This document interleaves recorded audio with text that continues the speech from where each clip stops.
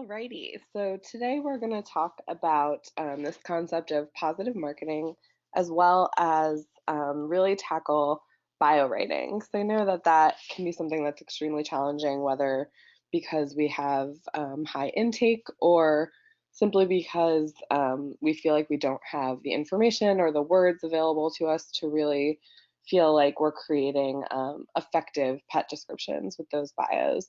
So we'll spend a lot of time diving into some strategies that will either break through our boredom or help us connect a little bit better with the community. But first, I want to discuss this concept of positive marketing.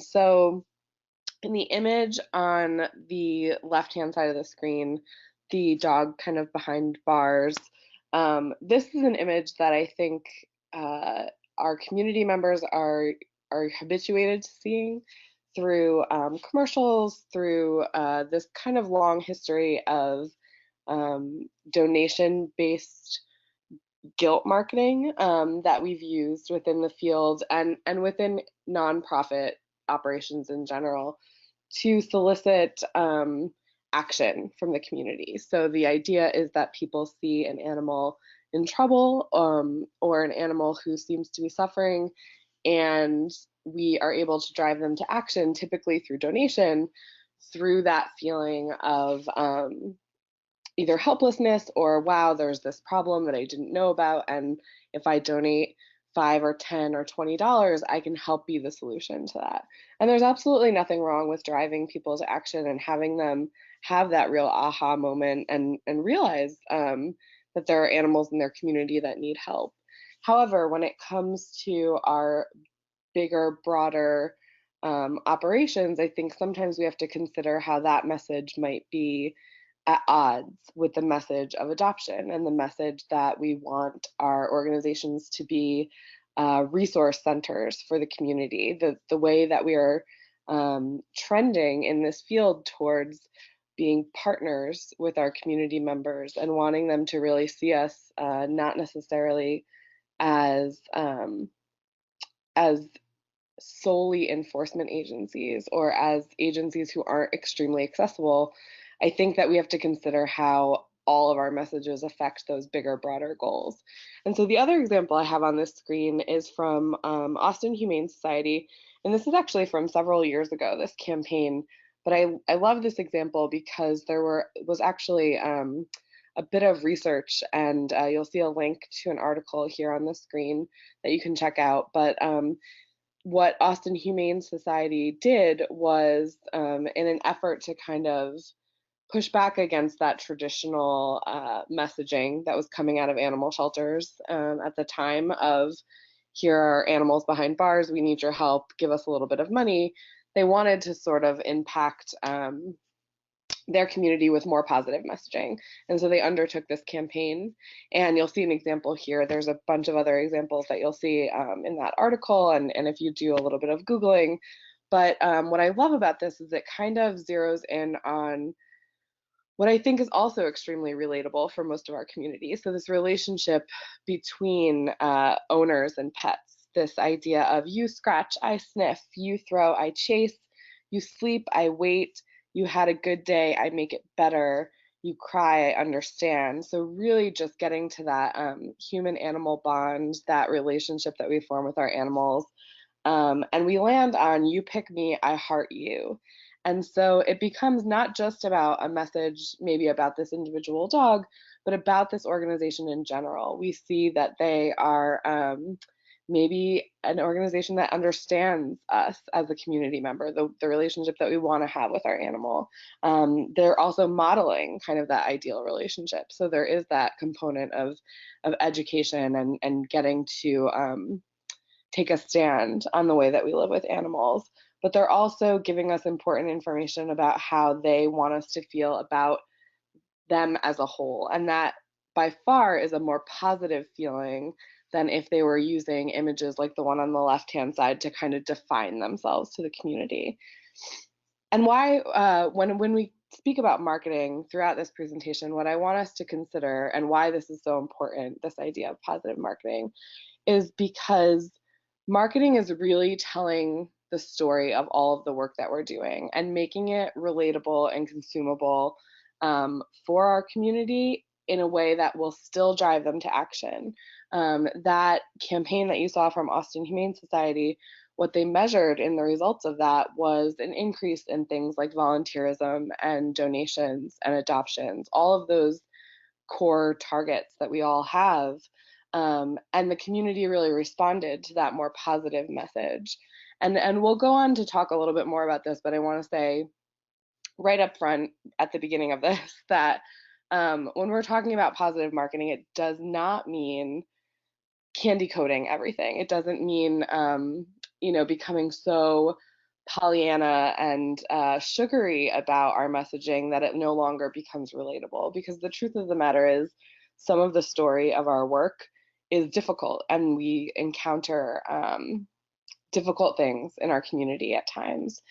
So we're not going to skate over those things. We're not going to leave them out of the story necessarily, but we are going to give some critical thought to the way that we position ourselves and those stories for the community. And part of that is really just remembering everything that the community doesn't know that we know as folks who work and volunteer in this industry. We have a special kind of access to lots of information that we didn't have before we were doing this work. And part of what will make us ultimately more relatable to the community is not only showing kind of every aspect of ourselves to the community, but also remembering what they need to hear from us in terms of starting the story at the beginning, not at the middle. And we'll talk a little bit more about that. But first, just kind of to sell you a little bit more on this idea of positive marketing, I think when we're talking about the benefits of the idea of inspiring and using humor and really a lot of genuine human connection in the way that we're communicating and marketing ourselves and our animals, the benefits of that is that we essentially offer a truer and happier connection with the animals in our care.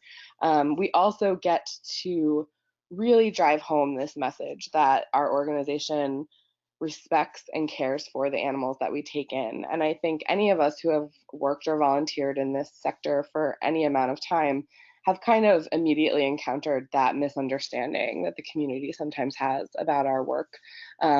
Most people either think that we're rolling around on the floor with puppies and kittens all day, or that we are taking part in something sometimes nefarious, that's going on in our organizations when it comes to euthanasia and a serious misunderstanding of that at the community level.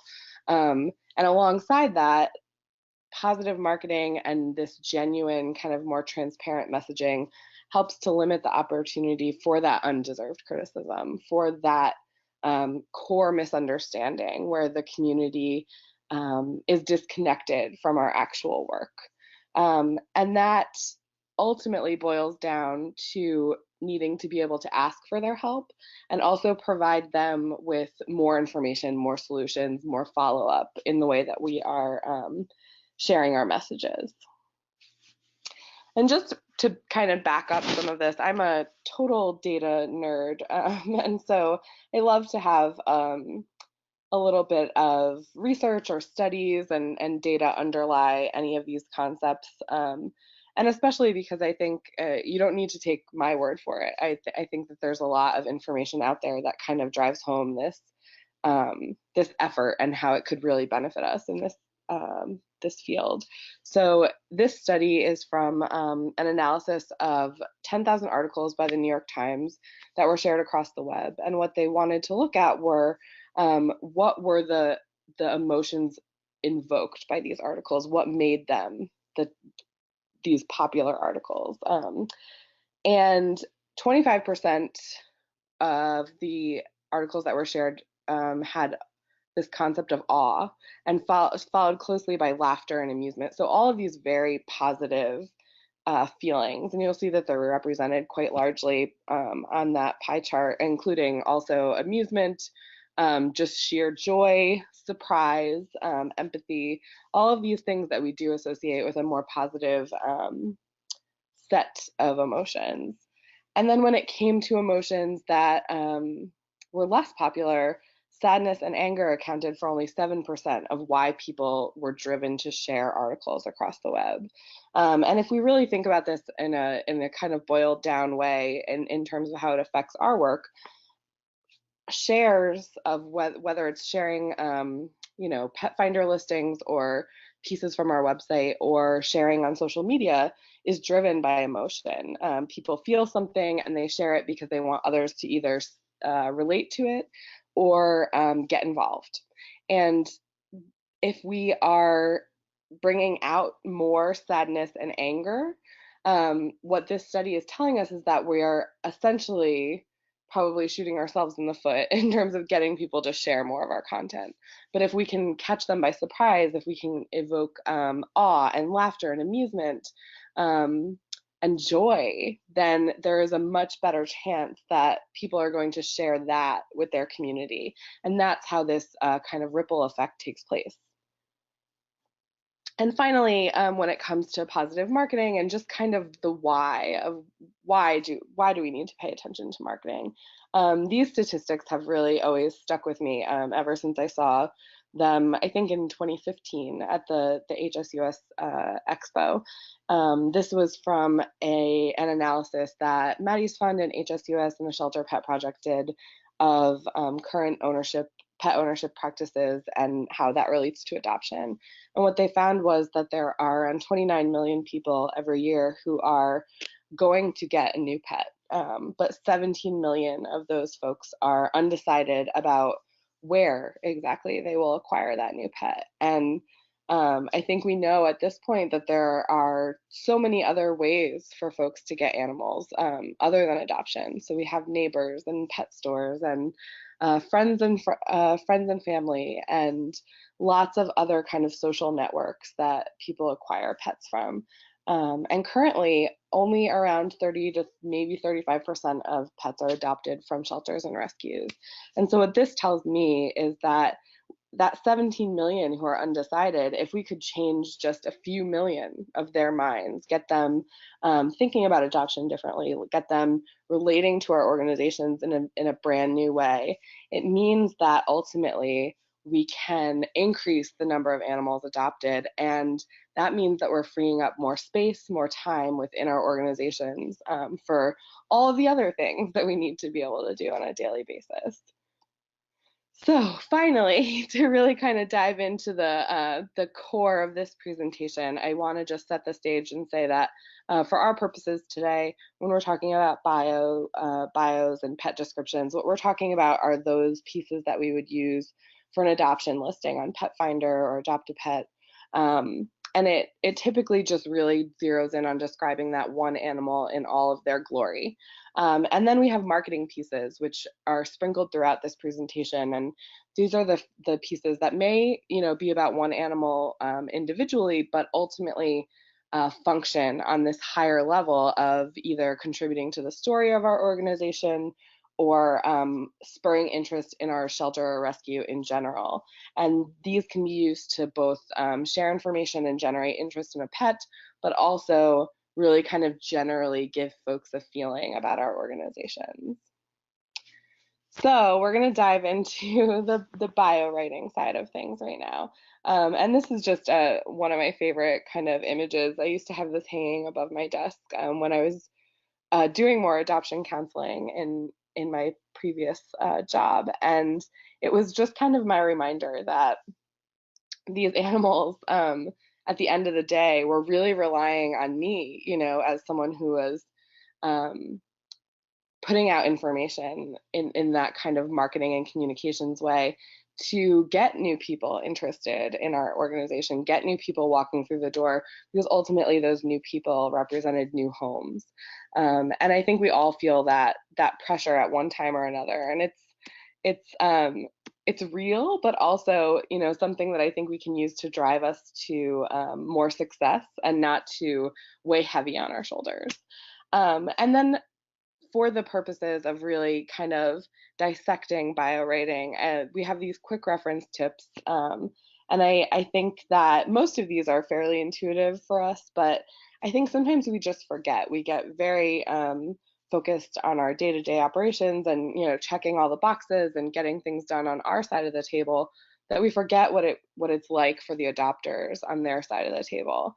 I think that considering that searching for a new pet is often this family affair, whether a lot of research is going into it or it's just kind of a spur of the moment decision and feeling, um, it's a happy thing that's happening for a family or a couple or an individual. And I think that we have to remember that as we're writing bios, to kind of take into consideration the bigness of this decision, and how we don't necessarily want to immediately lead with all of the door slamming no's. We want to keep doors open so that even if one animal maybe is not a great fit for someone, that we can kind of pivot them to another animal or to a discussion that will ultimately benefit not only the organization but the animals in our care. And so for our purposes, we are going to talk about staying focused on the positive.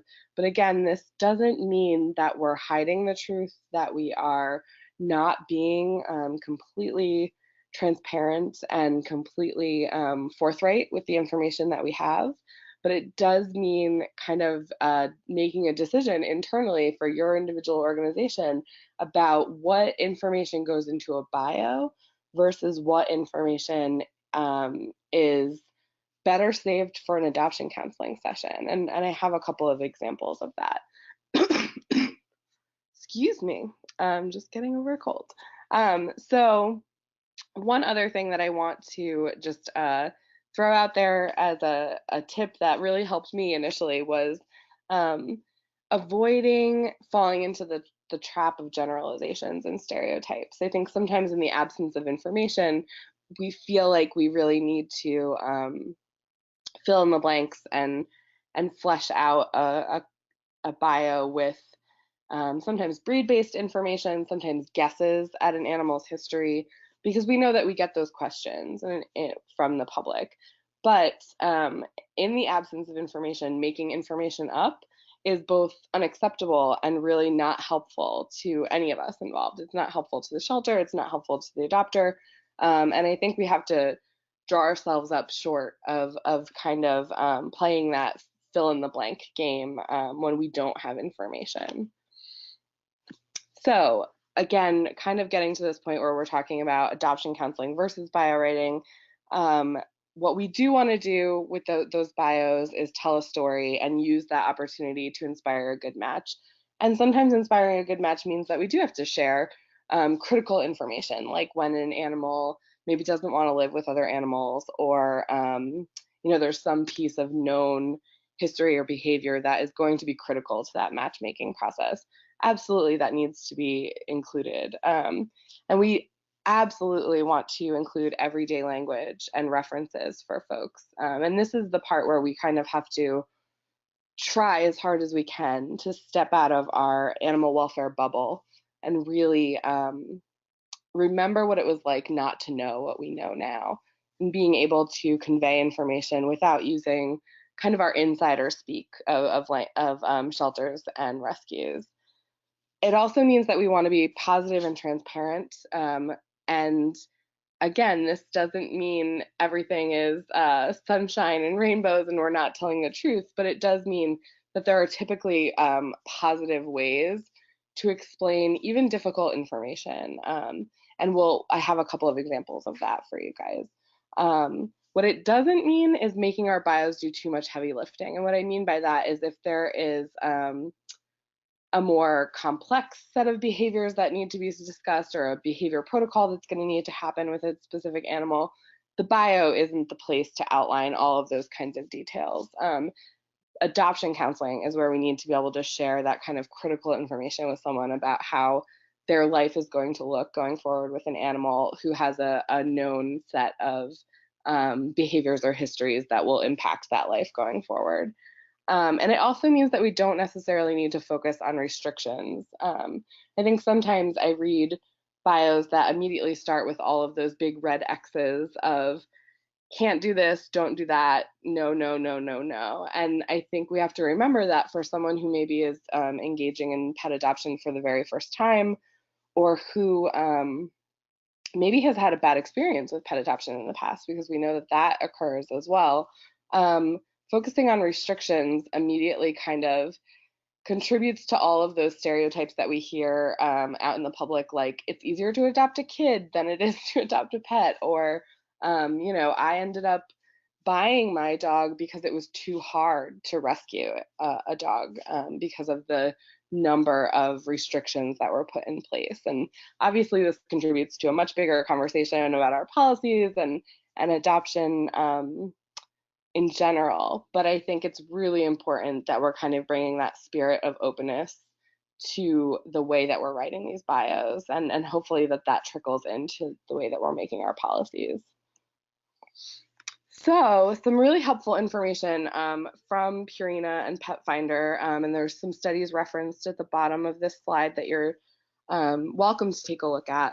But what they distilled this information from these studies into were top 3 barriers to pet adoption, and this is based on surveys from the public. So we're learning this directly from the communities that we really want to get involved in our work. And what they found was that uncertainty about a pet's history, concerns about potential behavior issues, and ultimately questions about the pet's personality were sometimes barriers to people kind of taking that step towards adoption. And these are also 3 things that we can sometimes pretty effectively start to combat, starting with a bio or the way that we're communicating through a pet description. And I'll show you an example. So in this case, this is a bio about a dog named Tux. And what they start with is describing his age and his history. So despite his arrival to the rescue after someone tied him up at the park pavilion, he's been such a love and craves attention from his people. So although in this case we're having to share a little bit of sad information regarding how an animal came into our care, I love that they don't dwell on this. They don't overemphasize that piece of his story, and they immediately pivot to what they know about him from spending time with him at this point in his life, that he's love and craves attention. They also share some really important behavior-based information. So he's leash trained, crate trained, commands mastered, dog friendly, and people friendly. And these are also important pieces of that puzzle from the surveys that we read. They also described that he could gain a little bit of weight, but that he plays well with males and females. And they go on in this kind of final paragraph to describe that all the animals are examined by a veterinarian, given age-appropriate vaccinations, dewormed, et cetera, et cetera. And that is the kind of paragraph that you could just copy and paste into every single one of your bios, moving forward. And I think that it's that one of those pieces of the puzzle that we take for granted. We are kind of the mind that, of course, animals are being vetted in our care. That's what we're here for. That's what we do. But when we look at it from the public side, when we really consider those perceptions and misunderstandings, and sometimes just lack of information about what goes on when an animal is in a shelter or rescue, it's not surprising to think that folks want to hear this information reinforced, that animals are seeing a vet, that they are getting their vaccinations, et cetera, et cetera. And then of course, there's this beautiful photo of Tux. So we kind of have these 2 pieces of the puzzle, the image and this great bio that ultimately can help to drive people to action. So we're going to talk about a couple of strategies specifically to help us kind of zero in on what our needs are for bios. So some of us, I think, are prolific bio writers, but sometimes we need a little bit of help with a word here or there. If you're anything like me, you get a bit of writer's block around some of this and need kind of a guide or a fill in the blank to help, crack through that difficulty in getting started sometimes. So in this case, we're going to talk first about writing from the heart.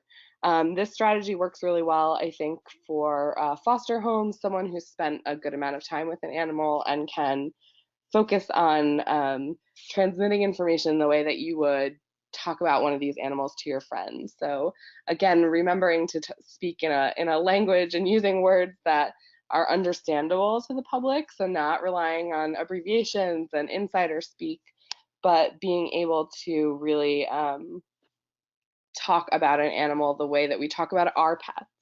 And here is one example. So this is Matt. Matt is a love bug. When he gets nervous, he just wants to retreat to the safety of a warm lap that can protect and comfort him. When he's confident in his surroundings, he still loves to snuggle and will try to entice you to play with him. So Matt is a 1-year-old kitten. We have his photo here. But the beauty of this bio is that it's super easy to understand for anyone, whether they have owned a cat in their past or not. It's short, but also to the point, and it's honest and heartfelt about what they have observed about Matt in their care.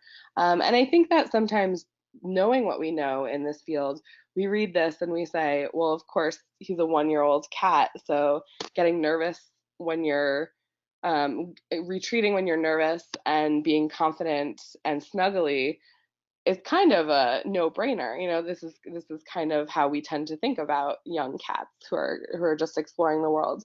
But again, being able to distill that into 2 easy to understand sentences that really help someone who maybe has never owned a cat before understand what to expect from Matt, if he's going to be their new pet, I think is really critical. So again, remembering not to overlook the things that seem like, well, of course, that's a no-brainer. Sometimes that's not true. It may be a no-brainer because of the information that we have at this point in our lives.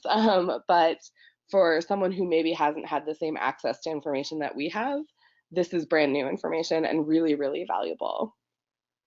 Here's another example, and this one is a little bit more flowery and a little bit more creative writing, but still really very beneficial in terms of the information that's in here. So we have Branson, and we have him described as classy and refined. He's 1 to 2 years old, so he likes to romp and play in the yard. He weighs about 41 pounds, which is the perfect size for him to be by your side for any adventure. And that's a really nice way to kind of package that information. And then they go on to say that he's the kind of dog who would be up for both a hike or a Netflix binge. He spent his time before this walking the streets looking for a family, so just hoping now that he's at the shelter, the right family will come find him. So again, they're addressing a little bit of that issue of history, even if it's primarily unknown. What they do know about him is that he was a stray, and that's kind of what they're sharing in this situation. So to both of these kinds of bios, if you add that little bit of veterinary vetting information to the bottom, we're kind of hitting all of those check boxes that we know are sometimes a stumbling block for potential adopters. So moving on to another strategy, we're going to talk about this idea of conducting an interview. And I love this.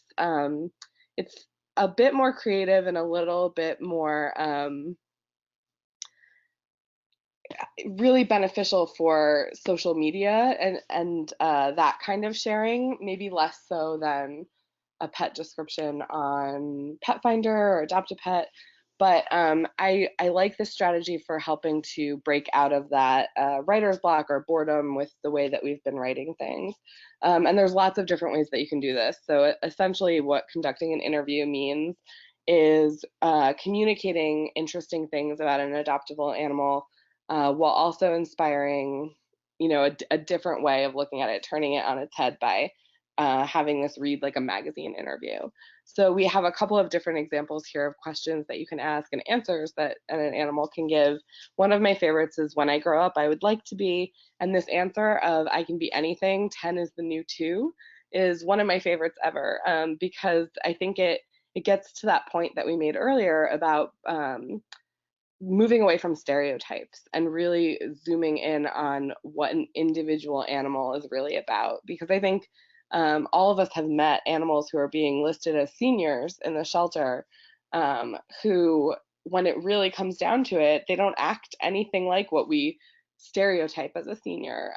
It breaks us out of that realm of talking about all senior animals like they need a rocking chair on a porch somewhere. So in this case, being able to really kind of zero in on an individual animal being more like a 2-year-old than a 10-year-old, I think is really helpful in transmitting their true personality. Squeaky or bouncy, what do you look for in a toy? Also a really great question and a nice way for us to address sometimes energy level without just saying high energy, because I think terms like high energy are incredibly subjective, and it's really hard for someone to imagine what does that look like in everyday life. Does high energy look like something unbearable that I can't live with, or is it just something that is easily addressed through exercise or a little bit of brain activity? And here's an example of an interview in action. So this dog, who's named Beasley, was at Orange County Animal Services in Florida, and she came out for a photo shoot actually, and just kind of showed herself to be obsessed with laps and cuddles. And so for the purposes of this interview, they really zeroed in on that part of her personality. And it's also really helpful. At this shelter, their intake is I think over 20,000 animals. And so there's not necessarily the opportunity to get to know every animal intimately, but using these kinds of interactions as a gauge for what information you can share with the public, I think is really helpful. So in this case, we have, when I grow up, I would like to be on the cover of Vogue. I'm told I'm a natural, and that's because she kind of showed herself to be a supermodel. If I were a food, I would be a sack of potatoes. My favorite place I've visited is a lap.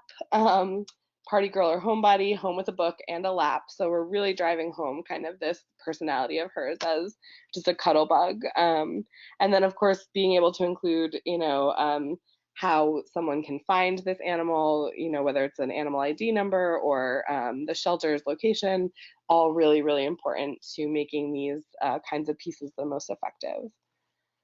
This is another one of my favorite examples. So this is from Lenawee Humane Society, and this is Ozzy. If he were a food, he'd be a Twinkie. The favorite place he's visited is the lap. Car ride or long walks, chauffeur please, beach or mountains, either if it's on TV. So we're starting to get a feel for him, right? That maybe his activity level is a little bit lower. Favorite day of the year, any day that I'm with you. So ending on this kind of really sweet note. What's your number? And it's the shelter number. And again, this kind of piece probably functions best as something on social media, but the benefit of it is not only are we getting a little bit of information about Ozzy, but it's also starting to contribute to that bigger story about our organization in general. So I have a feel for this Humane Society just based on this piece. This photo is lovely. The feeling that I'm getting from this is kind of warm and fuzzy, and ultimately that is what is going to drive things like not just adoptions, but donations and volunteerism and general, activity within our organization. A couple more examples for you. I will just tell you that my favorite answer on this is for the agility course question at the very top. I love these two kind of very opposite answers. So one is yes, that's pretty please. Oh my God, I'm so excited. And the other is sure, if I'm watching from the couch, cardio schmardio. And so you can really see how diverse you can get with the answers to these kinds of questions. So moving on to the next strategy, and these I find sometimes the most helpful for just kind of that everyday biowriting and getting more pet descriptions online in places like Pet Finder, so that when folks are coming to us through those avenues, that they're getting a little bit of information. This short and sweet bio formula has floated around the internet for a couple of years. I initially came across it from Salt Lake City Animal Control, and I've also seen it on the ASPCA Pro blog, and I think they attribute some of that to Charleston Animal Society. So wherever this originated, it's a lovely kind of short and sweet little way to get in all the important information in a very simple but effective form. And we have an example here. I'm not going to read the whole thing to you because I think that you can explore that a little bit on your own. But what I really value about this format is how much they're able to do with it in this case. So we have I love people. I have a favorite spot right behind my ears. I get along with dogs and people I have met here. I would rather not spend my time jogging or wrestling, and I need a house full of soft beds, et cetera, et cetera. And by the end of this bio, we get such a great feel for who this dog is, that I think even separate from this adorable photo, we can kind of generate interest in that kind of connection that's being described in this bio. Then we have a little bit, this is a pretty similar kind of template, but has a couple of more kind of humorous references in it, superpowers and um, a perfect day, which is another nice way to kind of take that idea of an ideal relationship and put it on its head. It also allows us to kind of put more information out there for what we've maybe noticed that a dog or cat really really enjoys in our care, and allows people to kind of start to imagine what their life will look like with that pet. So again, a really nice fill in the blank, pretty simple, but lots of versatility in this kind of roadmap strategy.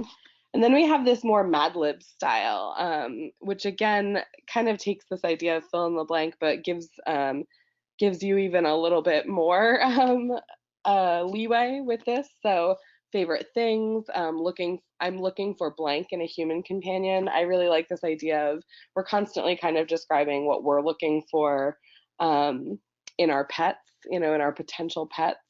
But this idea of having an animal describe what they're looking for in their perfect person, I think is a really nice way to transmit some of that information, as long as we're also understanding of the fact that perfection is not necessarily going to be the be all and end all when it comes to actually adopting the animals out, right? So good is good. A good home is a good home. It doesn't always have to be that idealistic, perfect version of it. Lots of people around here say that I'm blank, and it's true, and going on to say I love, I prefer not to, I tend to. This is a really great way to integrate feedback from staff or volunteers, or something that has been repeatedly noticed about an animal in your care. And then there's just this kind of funny fill in the blank of, if I were a dessert, I would be Jello. There's lots of good fill in the blanks for that kind of piece, excuse me. And then we're going to move on to this just kind of mix and match strategy. So these fill in the blanks are not meant to read as one, bio. These are all individual fill in the blanks. And what I love about these is this ability to mix and match some of these means that you can maybe write a little bit of the bio just, from the heart, given the information that you have. And then when it comes to maybe being able to explain one certain part of an animal's personality or needs, you can use these kinds of fill in the blanks to add to your existing bio. So I know that sometimes we all struggle with how do we transmit that information of an animal needing to be an only pet without it becoming a detractor, for that animal. I love just this straightforward way of saying, in terms of other pets, so and so gives roommates thumbs up, thumbs down. You have a couple of options here: a chance if they're low key and respectful, a chance if they give him or her their space. And it really encourages us, I think, in this case, to be really honest about those interactions. I think it also allows us to talk about, that an animal has been part of playgroups, but we don't know how they're going to be in a home. So we can talk about their play style and then just go on to say that so much of this is individual and going to be case by case. Do you need a gym buddy? So and so is working on their fitness is a great way to address kind of our chubbier animals who are maybe working out or looking to trim down a little bit. And then this idea of how do we address history? Especially if we're not quite sure what happened, but an animal comes to us maybe in rough shape. I think that using this technique of saying, maybe despite a less than ideal start in life, so and so has flourished in our care and is now, and go on to really explain how they're handling life in the present. And that helps us also to kind of pivot people away from focusing so much on the past, when what we know to be true, as the animal experts in the community, is that really it's the present that we really need to focus on, and helping people kind of get to that point. A couple more examples here, including one that I think really is useful when we don't know anything about history of an animal's past. So really addressing upfront, we're not sure about so-and-so's past, but based on our interactions, we highly endorse him or her as, and go on to just kind of say what they're best at, whether it's being a great roommate, the best cuddler, et cetera, et cetera. And this kind of, ticks that box of, we know that people want to know about history, but the truth of the matter is that we don't always have history. So just being really upfront with that. I think the most empowering thing we can do sometimes is say, I don't know. And this is a great way to say that we don't know, but immediately pivot people to kind of, but here is what we do know, and still kind of maintain that really great flow of information to a potential adopter. Um, and similarly, this line of, while his or her previous life is unknown to us, we can tell you that so and so has shown him or herself to be great at something. So again, that pivot to the present. Um, and then our final strategy when it comes to buy rating that we're going to talk about, and again, these are the kinds of strategies that probably lend themselves best to maybe a more social media approach, or a feature if you do radio spots. If you do a guest spot on a radio station weekly, or a TV station, or maybe in a newspaper, these kinds of pieces can be really helpful for that. So we have two examples here. One is from DeKalb County Animal Services, which is just a wonderful organization. They're part of Lifeline Animal Services in the Atlanta, Georgia area. And if you don't follow them on Facebook, I highly encourage you to, just because I find that they have a lot of content that most shelters and rescues can really kind of emulate or look to as an example of great positive marketing, especially when it comes to video work. So in this case, we have a dog named Beatrix, who in this video, it's a really nice short video, 30 seconds or so, of this dog Beatrix just kind of going around and shaking hands with everyone at the shelter. And so with a pretty high intake, they may not know a ton about Beatrix, but someone noticed that this dog already knew shake and was kind of offering that behavior to anyone and everyone who she met. And that's a really relatable, lovable quality in an animal. This knowledge that they were loved by someone and were taught something pretty amazing, is something that I think tugs at the heartstrings, but also drives people to action without necessarily dragging them to the depths of despair that sometimes some of our more traditional messages coming out of sheltering have done. So it's a really cute video. There's some great music with it, and ultimately you see that they updated the status and that she got adopted. But before that happened, this was shared more than 7,500 times, and that's amazing. It's a simple video with a simple message, but that's telling us that there's something incredibly relatable about this. So check them out. You'll see a ton of other examples probably in the rest of this presentation, but I highly encourage just kind of looking to them as for some examples. And then we have this other write-up from Sarah Throop, who's actually a HeartSpeak Artists Helping Animals member. She's a photographer in Austin. And I love this example that she wrote up for a dog named Blossom, because it really just gets to the heart of her affection for and relationship with this animal as a volunteer. So what she has noticed about her from spending time with her is that she's a great walking companion. She's really happy to be out and about. She's the perfect mix of sass, spunk, and the desire to please. And then just this line that she makes others happy is just such a heartfelt kind of plea for, this dog has been here for a while and is being overlooked, but here are all the amazing things about her that you need to know. This is another, very, very social media heavy strategy that is absolutely what we would consider a freestyle strategy, and definitely embracing the humorous side of things. These are kind of these very short, sweet, bite-sized chunks of information that are meant to primarily be entertaining. These are from Chesapeake Humane Society. But these were shared, these went ultra viral. They got a lot of a lot of views, a lot of shares. But what they ultimately did is generate interest not only in these individual cats, but again, that overall sense of, oh wow, this shelter is funny and fun, and they know how to have a good time, and I'm gonna check them out the next time I need a pet. If they're in my community, I'm all over getting to know this organization.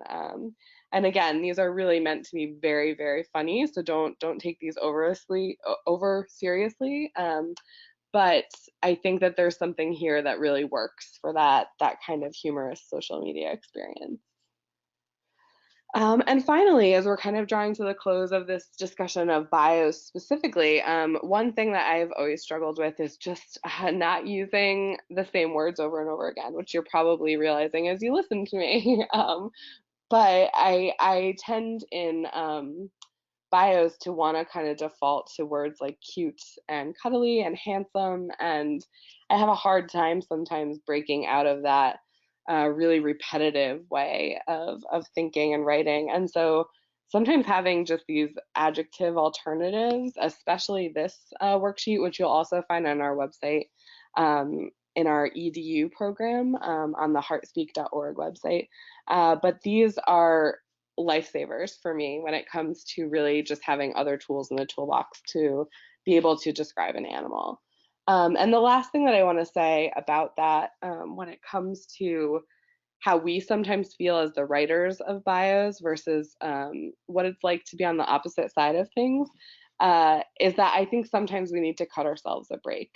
We tend to say, and I hear this from so many people, and I just said it myself, like I'm constantly using the same language, and I struggle with not saying cute all the time. And I think that that's where we have to let ourselves off the hook. When I had two friends recently who were looking for new pets and who used Pet Finder and Adopt a Pet to start their search because they weren't quite sure where they wanted to go, or even necessarily what they were looking for, other than that they wanted to adopt a new dog or cat.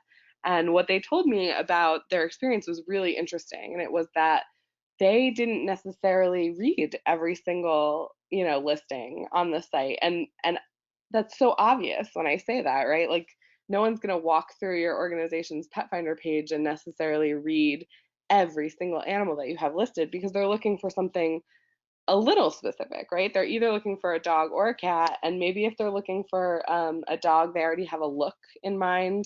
Same goes for cat. Maybe they already have a color or a size in mind that they're seeking. And so first and foremost, they're going to be looking at those images, and then they're going to read the bios when they're already interested in an animal.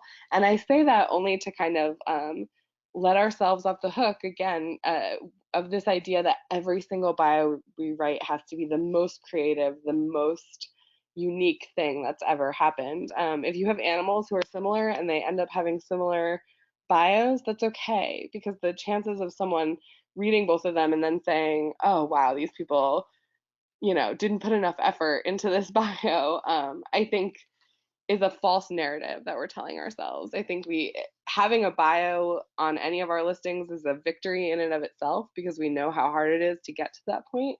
And so this is just my PSA to you of give yourself a break when it comes to feeling like everything needs to be the most creative thing that you ever did. Because the other thing that I heard from my friends who were searching for new pets is that they kind of just wanted the information to be valuable. It didn't have to be delivered to them in the most creative way. And finally, this by far kind of brings us to the point where I think we get the most questions about this is all well and good and really kind of exciting, but what do we do when we're talking about addressing medical or behavioral concerns? And I think we need to do two things. One is, again, kind of ground ourselves in describing medical issues or behavior issues the way that we would talk to a friend who doesn't work in this field. So being able to describe things in terms that are used outside of our field to someone who maybe is just becoming a first-time pet owner. So that means sometimes making equivalencies of, like when an animal has mange, it's kind of like when we get, an itchy skin infection. In their case, it makes their hair fall out, but here's what we do to kind of treat that. And you'll see this example down here as well of also pivoting to really describing the treatment for whatever that medical concern is, and that we have it underway and what people can kind of expect from that. So in this case, we've started adding a teaspoon of apple cider vinegar to his meals. He'll be a Dapper Dan in no time, maybe for an animal who's having a little bit of allergy issue. And I have a great example here, again, from DeKalb County. But we have this dog, Betsy, who in this video, the first thing people are going to notice is that there's something wrong with her skin. It's very noticeable when an animal has this kind of medical concern. So they immediately address, she came to us with a non-contagious skin condition that will heal much faster in a low stress environment. And then in a bio, you could go on to describe what the treatment is, and what people can expect moving forward. And it's just enough information to kind of generate interest and help people realize that it's not permanent. It's not anything that's going to drastically affect their future with this animal. And then you would save kind of maybe the more in-depth conversations about the timeline and in-depth treatment information for a adoption counseling session. In this case, we have this dog Ribbon, which is, I love this image from Casey Pet Project. This is an animal who came to them from a known cruelty case. So they are not guessing at the ways that she got her scars. This was all documented and part of a cruelty case. But I like the way that they kind of address, because the first thing that someone is going to see is that this dog has some scars. And they address that immediately. I may have a few scars on my face from some bullies in my past, but I know that only soft pillows, yummy snacks, and binge watching Netflix and playing in my backyard are just a few of the good things in my future. So again, making that pivot, here's what happened, here's how we're going to look forward. Those are the kinds of messages that I think stick with people and help them also be forward looking in the way that they're considering these pets. Because when it comes to animals from cruelty situations, I think that sometimes where we do them a disservice is focusing so much on that situation that it certainly generates sympathy for those animals, but it also makes people say things like, oh, that's awful. I feel so bad for that animal, but I don't want to adopt them. I wouldn't want to bring an animal with that much baggage into my home. And we know that that's something that people say. So doing our best to kind of keep the message from going to that level and really helping people look forward, I think can be the difference in changing someone's mind to that level. There's also this really kind of great example of a dog who needed to have a leg amputated because of being hit by a car. And Richmond Animal Care and Control kind of took this humorous approach to it. But also it's lighthearted, but also grounded in this overall care for this dog. So what they did was say that they wanted to focus on a few benefits of a dog with 3 legs. So 5 less nails to clip, 1 less paw to wipe mud off of. Jumping on counters is a little bit more difficult. They weigh less. And just as we're kind of getting to this point where we're like, oh, this is funny, but also like, maybe a little bit dark, they land on this number 5 of they can outrun and outplay 4-legged dogs all day long. And then they just make kind of a heartfelt plea for help us share this. This dog is great with everyone that he's met here, and we want to help him get a home. So really, that mix of being humorous but also being grounded in real care for the animals is a great thing that people respond to.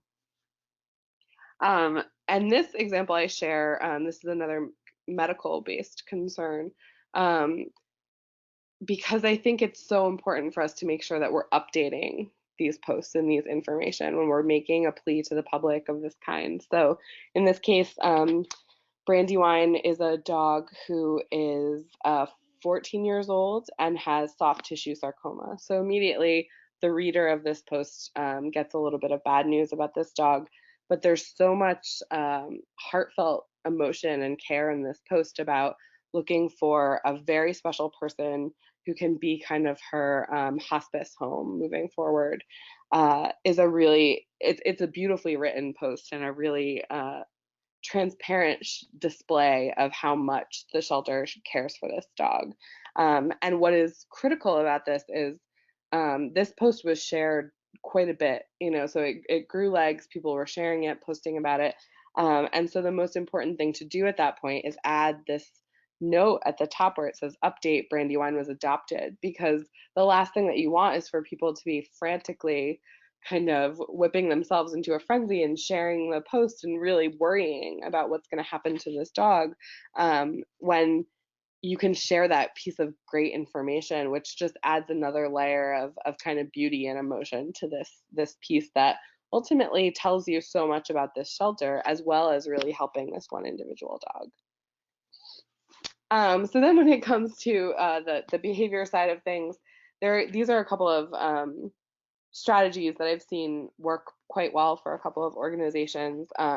This event from Lost Dog and Cat Rescue Foundation, they did a monogamous mutt adoption event. So it was all featuring all dogs that really wanted to be the only one in the home. And this idea of really just tackling that head on and, just really sharing openly, these are dogs who want to be solo, and let's kind of celebrate them for their individuality, was a great way to transmit that information.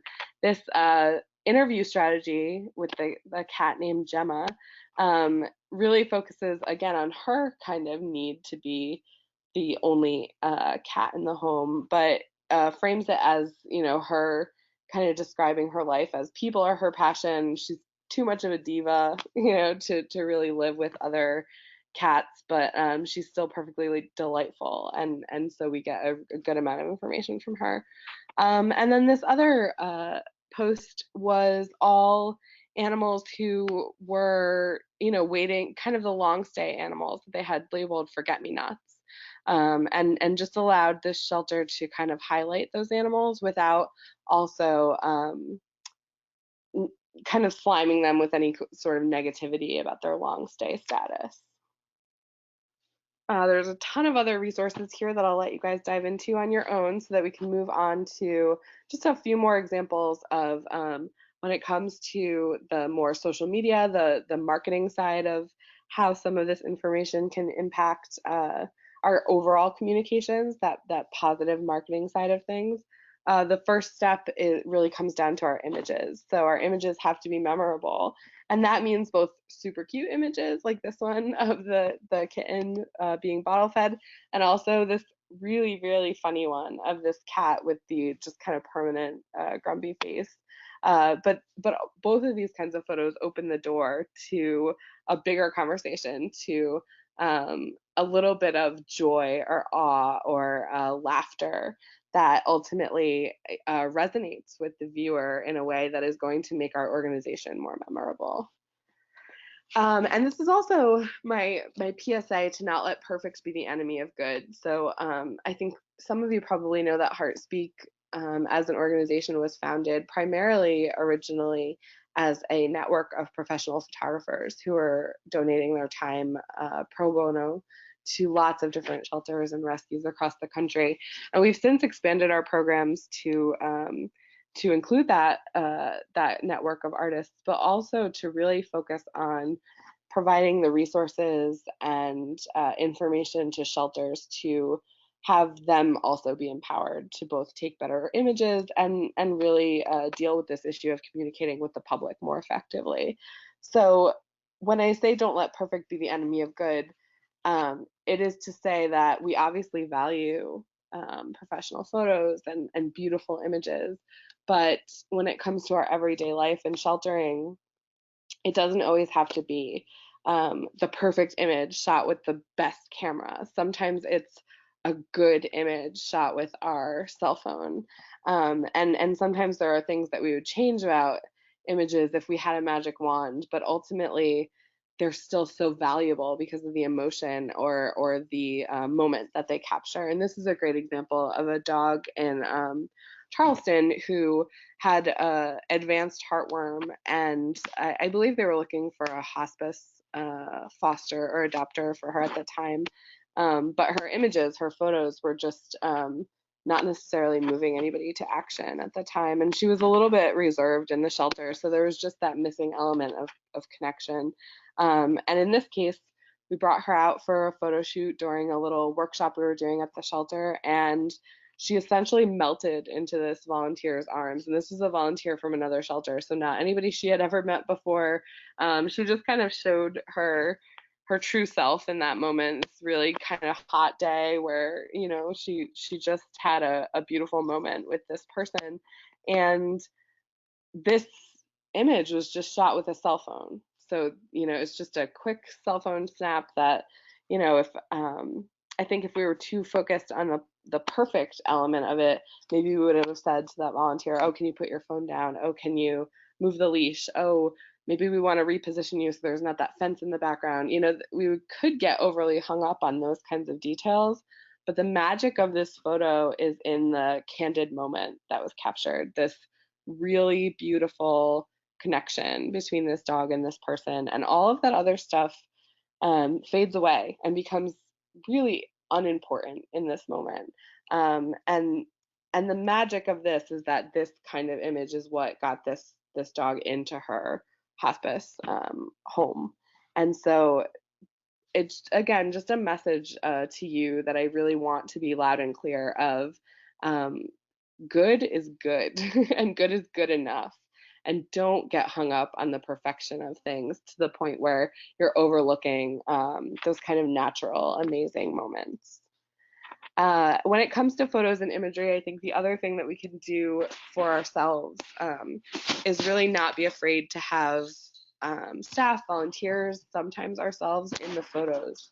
When a person is in the image with an animal, there's just an added element of kind of amazingness that I think we overlook sometimes because we don't want to be in the picture. We feel like we're having a bad hair day. We are just not feeling being the model at that moment. But what happens is that when we kind of strip all of that away and really just focus on how much we care about the animal and being in the moment with that animal, that connection comes through in the photo. And so you see that in this example.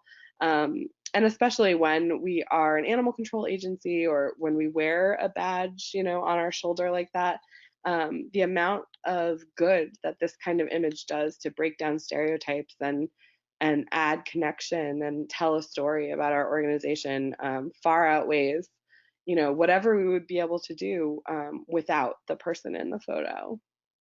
And so here are a couple of other examples. Um, Sometimes it doesn't need to be, you know, our whole selves in the photo. Sometimes it can be a hand, as you see, petting the cats, or sometimes just feet in the photo, like this one with the dog, where you're just kind of relaxing. And those images help people kind of imagine themselves, I think, sometimes in those images. But again, don't overlook kind of the value of these moments of connection between the folks who are really doing the caretaking in your organization, whether they're staff or volunteers, and the animals who are really, you know, having that moment of connection. Here's another example, and this is from Atlanta Humane Society, and I believe this was something that they posted after Hurricane Irma.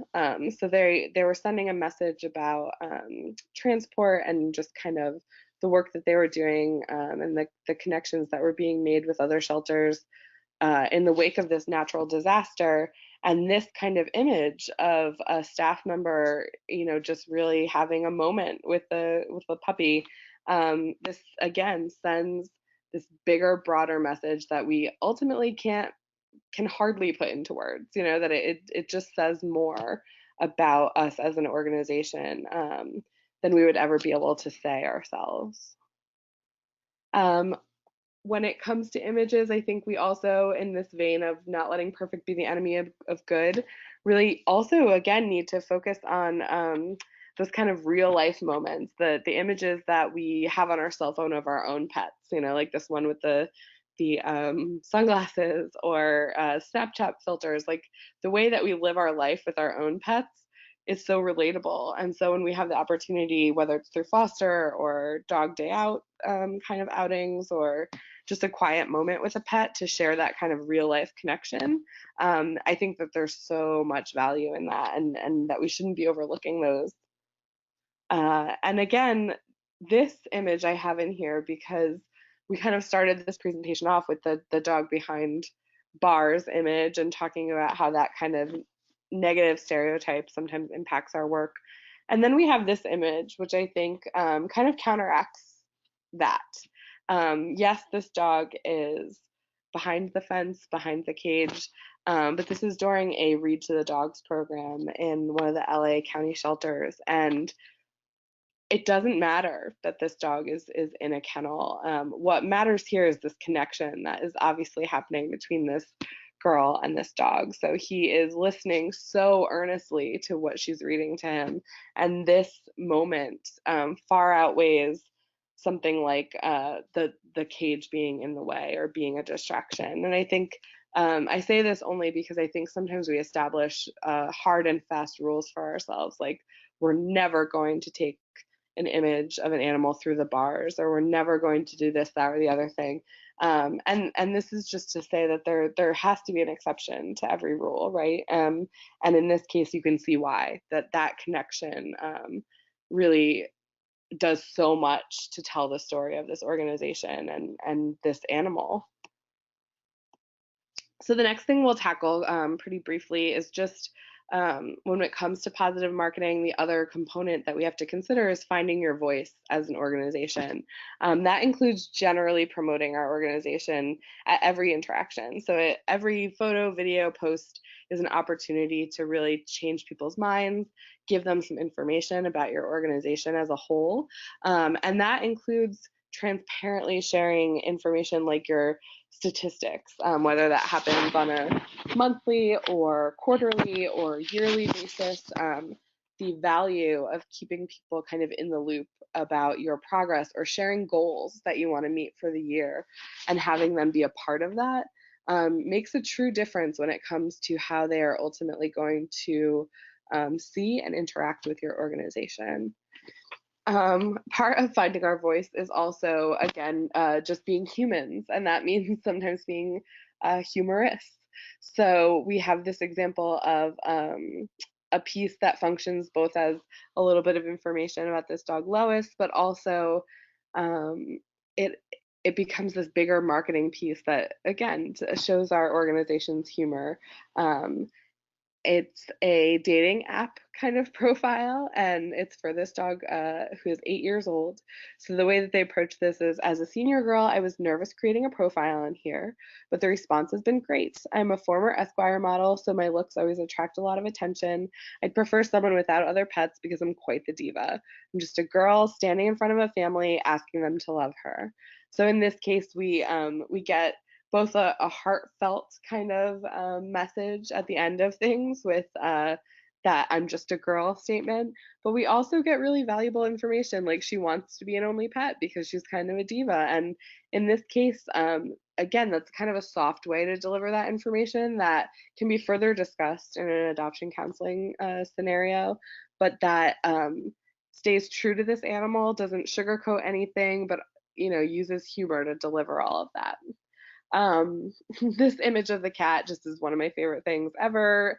It's a short, sweet, just photo-based share on social media.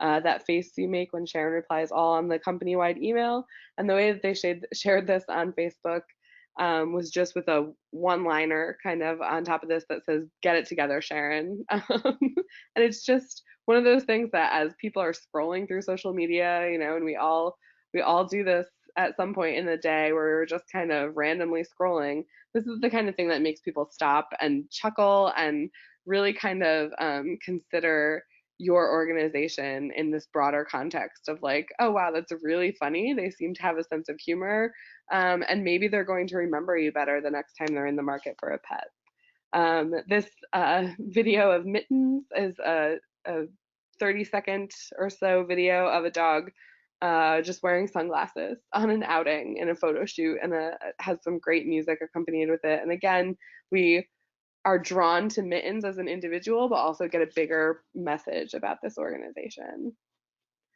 Um, Again, in this line of not letting perfect be the enemy of good, this is one of my favorite posts ever from Metro Nashville Animal Care and Control, and it's the simplicity of it is amazing. It's just a really quick slow-mo video of this dog, Egg McMuffin, eating peanut butter. So it's just his floppy face in slow motion eating peanut butter, and it's so enjoyable. And then this write-up alongside with it is just, it's so simple but so entertaining. This is Egg McMuffin. He loves peanut butter. He loves scratches on his belly. Egg McMuffin is a giant goofball, and we have all fallen in love. Adopt Egg McMuffin. So short, sweet, super simple, but so relatable. And it didn't need to be a highly edited video. It didn't need to get super fancy. The simplicity of it is what made it amazing. And you'll see here, it had 240 comments, 2,700 shares, 96,000 views at the time that I took this screenshot. That's impressive when it comes to social media statistics. So again, just as part of that message of let's not overthink this. Let's just stay true to ourselves and show a little bit of humor. Again, we've talked kind of quite a bit about this so far today, but just reminding ourselves what it was like not to know what you know now, stepping outside of our animal welfare bubble. I think that we tend to, once we do this work, and most of us, I think it's safe to say, are pretty passionate about what we do. I think we truly do forget what it was like to not know what we know now. We know so much about whether our specialty is feral cats or pit bulls or adoptions or whatever, spay neuter. Like, there are things that we can never unknow now that we know them, and that's a wonderful thing. It makes us great resources to the community, but it also means that sometimes we have a hard time communicating with the very people who we need to partake in our mission. And so if we're using lots of jargon, if we're using RTO and abbreviations like that, and forgetting that people don't know what shelter evaluations are and don't understand barrier reactivity or food guarding or any of these terms that we completely take for granted that we're constantly throwing around within our field, we immediately are losing people, and we have a little bit of a reputation as a field of not always being the most relatable and the most understanding of our fellow humans. And so I think we would be surprised at how far we can go with language in building back some of those bridges that maybe we've lost people on. So just consider that whenever you're writing, whenever you're communicating, consider how you would talk about this maybe before you had all the knowledge that you have now. The final kind of piece of the puzzle from my perspective on how we can use our voice to save lives really is being accessible and approachable. Accessibility, is part of what we're talking about when we're talking about needing to be understandable, when it comes to language. And approachable means that I think we need to ask for help when we need it sometimes.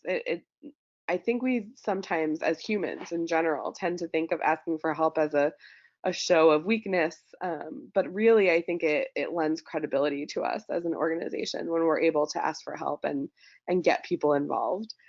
This is a great example from Austin Animal Center.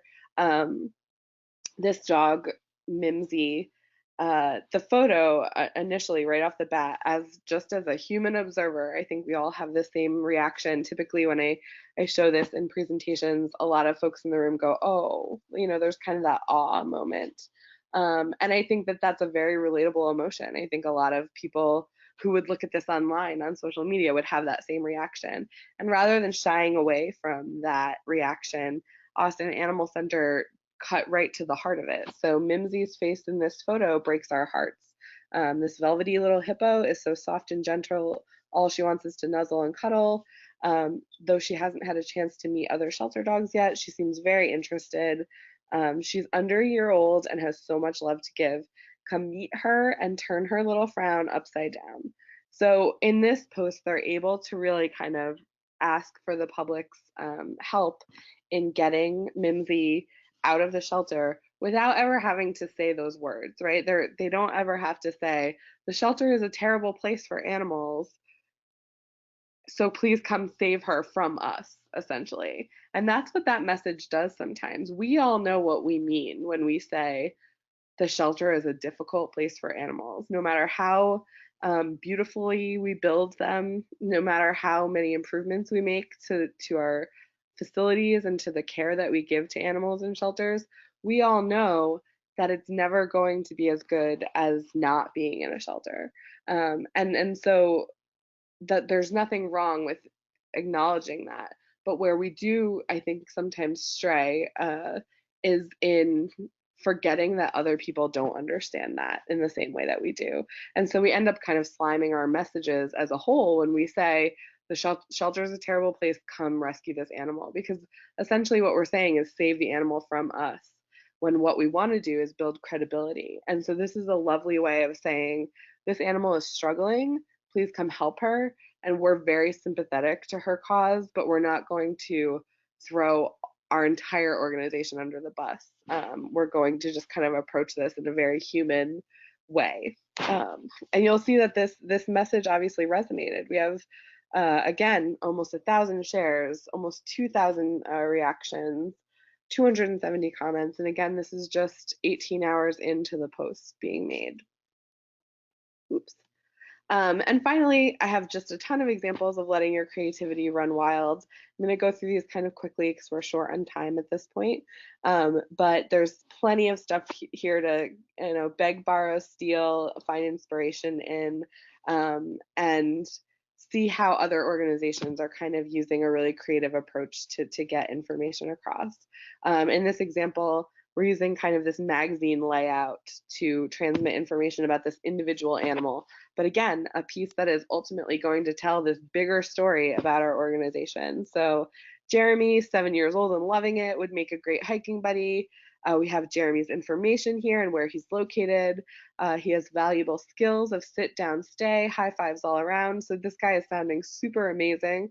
And then we get to the laugh, right? So this last headline is, I'm neutered, one man's story. And it's just this piece where we're getting all this great information and then we notice this one thing that catches our eye and is really, really funny. And it just adds that element of relatability to us as an organization when we're using this kind of strategy. We also learned that his best friend is a cat, so tons of great, valuable information about Jeremy. But if Jeremy gets adopted in the next hour, this piece is still really valuable because it just tells us a little bit about our organization's approach to the world. Other pieces of inspiration and design and copy for these events. A prom adoption special is just about the cutest thing I've ever heard. Casey Pet Project has tons and tons of great examples, especially when it comes to reduced fee adoption events. So if you're looking for that kind of information, I highly encourage you to take a look at them. And then I absolutely love this. Windsor Essex County Humane Society did an awkward teen kind of special. So they had reduced cat adoptions for their awkward teenage felines. But just the design of this flyer is pure genius.